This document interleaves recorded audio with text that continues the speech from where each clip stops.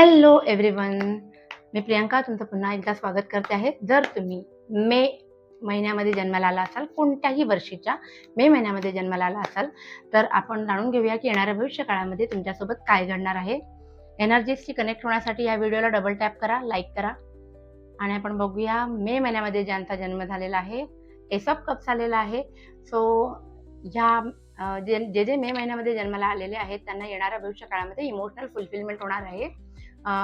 मनाने आनंद होणार आहे, तुम्हाला इनर हिलिंग होणार आहे. आयुष्यामध्ये कोणीतरी नवीन व्यक्ती येण्याची पण शक्यता आहे. हा जो बर्ड आहे, पक्षी आहे, तो सांगतो की येणाऱ्या भविष्य काळात तुम्हाला लवकरच एक गुड न्यूज येणार आहे.